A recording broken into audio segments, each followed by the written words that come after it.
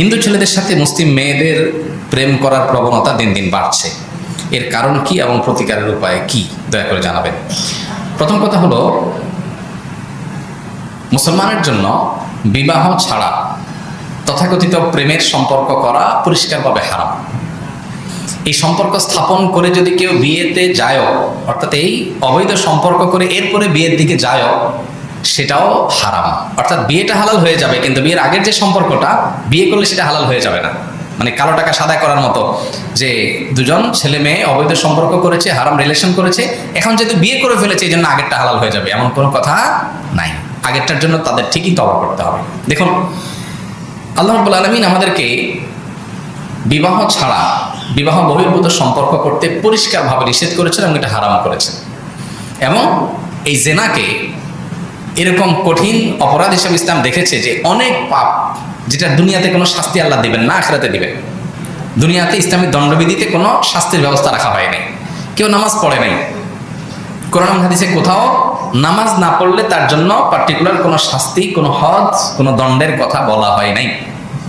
এমনকি কেউ রোজা রাখে নাই, তার জন্য এত বেত্রাঘাত করতে হবে, এতদিন জেলে দিতে হবে বা তার এই শাস্তি দিতে হবে, এরকম কোনো কথা নাই। কিন্তু কিছু অপরাধ আছে যে অপরাধগুলো সংগঠন করলে, ইসলামী দণ্ডবিধিতে ইসলাম বিচার ব্যবস্থা থাকলে, ইসলামী শাসন থাকলে সেগুলোর জন্য শাস্তির কথা বলেছে। এই জেনা এমন একটি অপরাধ যে এর কারণে শাস্তি দিতে ইসলাম বলেছে। কেন? ইসলাম যে সমস্ত অপরাধের আখিরাতে বিচার তো হবেই, দুনিয়াতে শাস্তির কথা বলেছে, সেই অপরাধগুলো মানুষকে দুনিয়াতে ক্ষতিগ্রস্ত করে, মানুষের সামাজিক স্থিতিশীলতা রক্ষা করবার জন্য মানুষের স্বাভাবিক পরিস্থিতি রাখার জন্য এবং কোনো রকম অস্বাভাবিক পরিস্থিতি থেকে সমাজকে বাঁচাবার জন্য যে সমস্ত অপরাধগুলো নিয়ন্ত্রণ করা প্রয়োজন, সেগুলোতেই শুধু শরীয়ত দণ্ডবিধির কথা বলেছে। না, নামাজের চাইতে গুরুত্বপূর্ণ তো কোনো কিছু নাই ইসলামে। সেটা যদি কেউ না পড়ে আখিরাতে শাস্তি হবে, কিন্তু দুনিয়াতে কোনো দণ্ডবিধিতে কোনো শাস্তি নেই যে ঠিক আছে এত বেত্রাঘাত, এরকম কোনো দণ্ডবিধি ঠিক করা হয়নি। এখন তাহলে ব্যভিচারের ব্যাপারে কেউ যদি ব্যভিচারে লিপ্ত হয়, সে যদি বিবাহিত হয়, তাহলে তার শাস্তি হলো মৃত্যুদণ্ড, এবং অত্যন্ত কঠোরভাবে, নির্মমভাবে কোমর পর্যন্ত পুঁতে রেখে তারপরে প্রস্তর আঘাতে মৃত্যুদণ্ড। অবশ্যই এই মৃত্যুদণ্ড এমনি এমনি বাস্তবায়ন করা সম্ভব না। সরাসরি জেনাতে দেখেছে এরকম সাক্ষী লাগবে নির্দিষ্ট, সে সাক্ষী আবার প্রমাণিত হতে হবে, না হলে এটা হবে না। এটা হয়তো কালে বদ্রে হাজার লাখে একটা ঘটনা হয়তো ঘটবে, যাতে করে গোটা দেশ, গোটা দুনিয়া সতর্ক হয়ে যায়।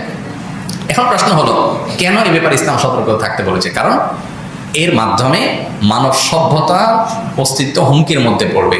বিবাহ বহির্ভূত সম্পর্ক যদি নর্মাল হয়ে যায় সমাজে, তখন মানুষ বিবাহে যাবে না, সন্তান নেবে না। কারণ প্রেমের সম্পর্ক, যেটাকে অবৈধ প্রেমের যে সম্পর্ক, অবৈধ ভালোবাসা যেটা, এটার মাধ্যমে শুধু ভোগ থাকে, এখানে সন্তান নিতে চায় না। সন্তান কেন নেবে? সন্তান নেয় হলো স্বামী স্ত্রী বৈবাহিক সম্পর্কে, কারণ এখানে রিয়েল সম্পর্ক থাকে, আর ওখানে হলো শুধু ভোগটা থাকে, টাইম পাস থাকে।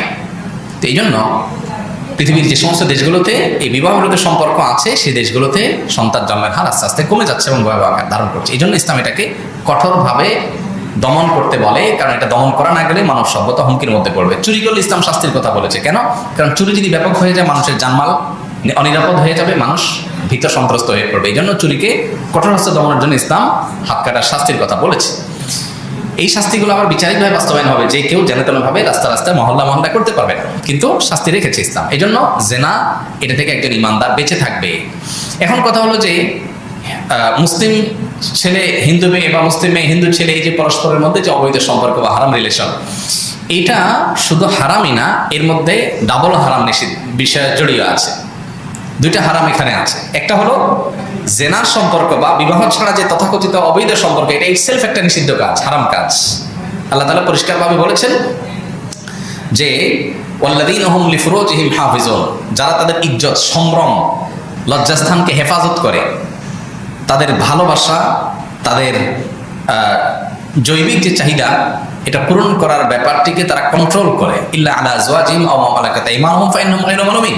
শুধু স্ত্রী, বিবাহিত স্ত্রী, অথবা আপনার আল্লাহ রাব্বুল আলামিন যে বৈধ ব্যবস্থা রেখেছেন, সেই বৈধ ব্যবস্থা, অর্থাৎ যদি শরিয়া যে আপনার দাসী, যেটা স্ত্রীর মর্যাদার পর্যায়ে পড়ে, সেই পথ যদি কোনো সমাজে থাকে, আজকে সমাজে নাই পৃথিবীতে কোথাও, যদি সেটা থাকে, তাহলে সেক্ষেত্রে সেখানে আল্লাহ তাআলা অনুমোদন করেছে।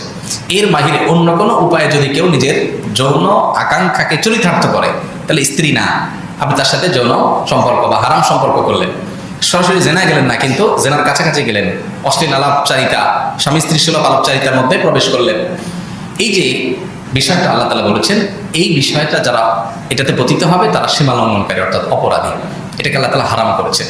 এখন আমাদের সমাজে একটা কথা চাউর হয়েছে এবং একটা কথা সমাজে খুব স্টাবলিশড হয়েছে, সেটা হলো যে হঠাৎ করে একটা লোকের সাথে কেমনে সংসার করবে, আগে থেকে একটু বোঝাপড়া হলে, একটু তাকে চিনতে সুবিধা হলে তারপর সহজ হয়।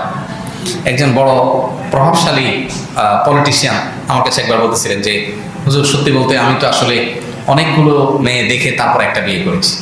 তেমন এটা তো দোষের বিষয় না। বললাম না, সেটা না হুজুর, মানে অনেকগুলো মেয়ের সাথে প্রেম করে দেখছি কেমন, তো কিছুদিন করার পরে দেখলাম না, জুতের না, সুবিধার না, করতে করতে একটা এসে করছি, এখন আমি খুব সুখে আছি, খুব ভালো আছি। এই যে একটা বিষয় যে মনে করে সমাজের একটা অংশ যে হঠাৎ করে একটা লোকের সাথে কিভাবে থাকে, তাহলে আগে থেকে একটু থেকে বোঝাপড়া হলে তখন বোধহয় সম্পর্কগুলো ভালো থাকে। এখন আমার প্রশ্ন হলো, আজকাল বেশিরভাগ যুবক যুবতীদের চরিত্র নষ্টের দিকে, তারা অবৈধ সম্পর্কে জড়িয়ে গেছে। তার মানে কি? তার মানে তারা বিয়ের আগে একটা পিরিয়ড তথাকথিত আপনার বোঝাপড়ার নামে আগে একটা কানেকশন করে নিচ্ছে, এরপরে যখন মনে হচ্ছে যে না আমরা দুজন একসাথে চলতে পারবো সারা জীবন, তখন তারা বিয়েতে যাচ্ছে। ওকে, প্রশ্ন হলো এই যে আগে হারাম রিলেশন করে এরপরে বিয়েতে যাওয়া, এটার প্রবণতা তো বাড়ছে এখন। তাহলে সম্পর্কগুলো এখন মজবুত হওয়ার কথা, কারণ বুঝে শুনে সে আগাইছে। কিন্তু বাস্তবতা কি? বাস্তবতা হলো বিপরীত। বিয়ে যত তাড়াতাড়ি ভাগ হয়, তালাকও ততরকম সেরকম তাড়াতাড়ি হয়। অর্থাৎ 10টা বিয়ে হলে 8টা বিয়েই ভেঙে যাচ্ছে বা 5টা বিয়ে ভেঙে যাচ্ছে। অথচ আজ থেকে 2 যুগ 3 যুগ আগে আমাদের পূর্ববর্তী যারা পূর্বপুরুষ যারা ছিলেন, আমাদের বাপ দাদা চাচা, তারা এই তথাকথিত বোঝাপড়া, বিয়ের আগে অবৈধ সম্পর্ক করে একটু জানাশোনা করে তারপরে বিয়ে, এটা কি তারা করছিলেন? ছিলই না এই কালচার। কিন্তু তাদের মধ্যে বিবাহ বিচ্ছেদের হার ছিল কেমন? এখনকার তুলনায় অনেক কম। তাহলে বোঝা গেল এটা একটা মিথ্যা কথা। শয়তান এই মিথ্যাটা আমাদের মধ্যে এস্টাবলিশ করেছে। আপনি পশ্চিমা পৃথিবীতে চলে যান, দেখবেন চিত্র আরো ভয়াবহ। 1 সপ্তাহ, 15 দিন, 2 মাস, 6 মাস, এর বেশি টিকে না। আর যারা আপনাদেরকে এই অবৈধ সম্পর্ক, হারাম রিলেশন করার ট্রেনিং দেয় নাটকের মাধ্যমে, অভিনেতা অভিনেত্রী, নায়ক নায়িকা, তারা সারাদিন ট্রেনিং দিচ্ছে। কিসের ট্রেনিং? প্রেমের ট্রেনিং, হারাম সম্পর্কের ট্রেনিং। যে কিভাবে হারাম সম্পর্ক এটা করতে গিয়ে প্রয়োজনে বাপ মার বিরুদ্ধে যেতে হবে, ধর্মের বিরুদ্ধে চলে যেতে হবে, এলাকাতে পালায় যেতে হবে, মায়ের খাইতে হবে, জেলে যাইতে হবে, তারপরেও আকাম ছাড়া যাবে না। এই ট্রেনিংগুলো যারা দিচ্ছে সারাক্ষণ, এদের নিজেদের অবস্থা কি? অবৈধ সম্পর্ক, হারাম প্রেম তো পরের কথা, বিয়ে করলেও দেখা যাচ্ছে 6 মাস 1 বছর বেশি টিকতেছে না। তো যে আপনারা প্রেমের ট্রেনিং দিচ্ছে, তার নিজেরই প্রেমের কি নেই, গ্যারান্টি নেই। তাহলে বোঝা গেল এই প্রেম না, এটা পুরোটাই হলো শয়তানি। এটাতে কখনো আল্লাহ তাআলা